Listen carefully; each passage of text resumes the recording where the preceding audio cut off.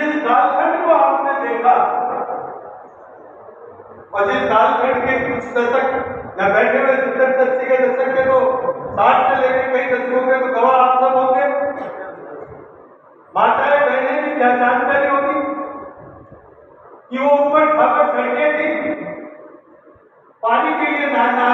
Line लगती थी, चूल्हा जलाने के लिए लकड़ी नहीं थी, माताओं बहनों को आंखें फोड़नी पड़ती थी, केरोसिन के लिए लंबी लंबी लाइनें लगानी पड़ती थी, राशन की दुकान के ऊपर बच्चों को सुबह से भेज करके बिठाया रखना पड़ता था। ये देश की आजादी की बात की अर्थव्यवस्था, क्योंकि हमारा देश आजाद तो हुआ था, लेकिन आजाद होने के बाद विदेश की नीतियां और गुलामी की मानसिकता को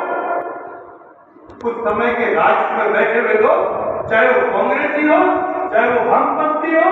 किसी ने भी मतलब ध्यान नहीं दिया। केवल लाइसेंस बनाने से अपने घरों को भरने का काम किया। लेकिन कालखंड के बाद 91 के अंदर नरसिंह राव की सरकार आई, तब निजीकरण की ओर कदम बढ़े। लेकिन अटल बिहारी वाजपेयी जी की सरकार ने इसको गति दी और गति के बाद जो 2004 से लेकर 14 का कालखंड आया वो आप सबसे छिपा हुआ नहीं है। जब भ्रष्टाचार, अंधकार, घोटाले, उसके अलावा कोई चीज सामने नहीं रही।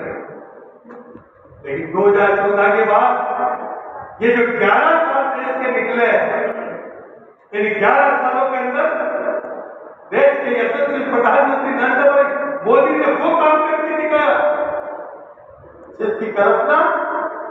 हमारे महापुरुषों ने की, जिसकी कल्पना उन स्वतंत्रता सेनानियों ने की थी, उसकी कल्पना उन वीर शहीदों ने की थी जिससे देश को आजाद कराने के लिए अपने प्राणों की आहुति दे दी और उन्होंने